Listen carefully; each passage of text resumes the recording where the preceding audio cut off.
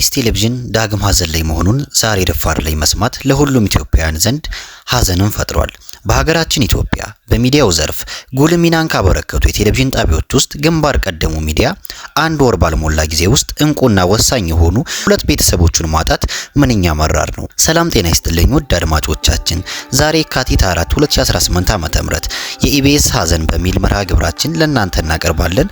አብራችሁን ቆዩ። በኢትዮጵያ የሳተላይት ቴሌቪዥን ታሪክ ውስጥ ቀዳሚው ተጽዕኖ ፈጣሪ ከሆኑት የግል ሚዲያዎች አንዱ ኢቢኤስ ቴሌቪዥን መስራችና ዋና ስራ አስፈጻሚው አቶ አማን ፍስሐ ጽዮን ባደረባቸው ህመም ምክንያት በሕክምና ሲረዱ ቆይተው ዛሬ የካቲት 4 2018 ዓ.ም ከዚህ ዓለም በሞት ተለይተዋል። የኢቢኤስ ቴሌቪዥን ማኔጅመንት ባወጣው መግለጫ የአቶ አማን ህልፈት በከፍተኛ ሀዘን ያረጋገጠ ሲሆን ተቋሙ በመግለጫው ላይ ለኢትዮጵያ ሚዲያ እድገትና ለጣቢያችን ኢቢኤስ ስኬት የማይተካ ሚና የተጫወቱት የታላቅ ራዕይ ባለቤት የሆኑት ብርቱ ሰው ዛሬ እንደ ቤተሰብ ብናጣም የአቶ አማን ፍስሐ ጽዮን ራዕይ ግን ይቀጥላል ሲልም ገልጸዋል።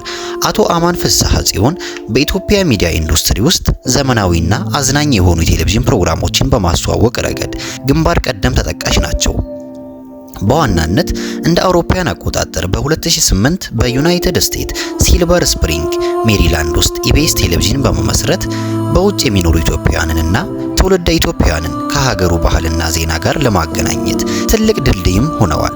ጣቢያው ወደ ኢትዮጵያ በስፋት በመግባትም በርካታ ወጣት የሚዲያ ባለሙያዎችን፣ አቅራቢዎችንና የኪነ ጥበብ ሰዎችን ወደ አደባባይ አውጥቷል። በኢትዮጵያ ቴሌቪዥን የይዘት አቀራረብ ላይ የከፍተኛ ጥራቶች ወይም ኤችዲ ስርጭትን፣ ዘመናዊ የቶክ ሾው ስልቶችን በማስተዋወቅ ረገድ አሻራቸውንም የጎላ ነበር።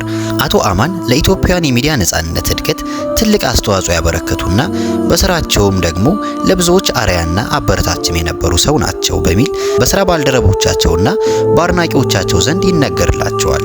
በተለይ ደግሞ ስለ አማን ፍስሐ ጽዮን የምን ሆኛለሁ መጽሐፍ ደራሲ ባለቤት ከሆኑት ውስጥ አንዱ ቴዎድሮስ ተክለ አረጋይ እንዲህም ይላል። አማን ለኔ ባለውለታዬ ነበር።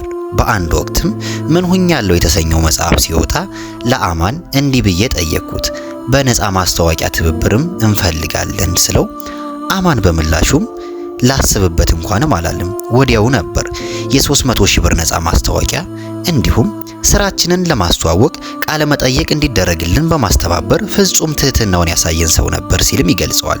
ውድ አድማጮቻችን ስለ አማን ከብዙ በጥቂቱ ነገርናችሁ። ለቤተሰቦቻቸውና ለኢቢኤስ ቲቪ ማኔጅመንት አባላትም በሙሉ መጽናናትን እንመኛለን። ለቻናሉ አዲስ ከሆናችሁ ሰብስክራይብ በማድረግ አበረታቱን። መልካሙን ሁሉ ተመኝንላችሁ። ቸር ሰንብቱ።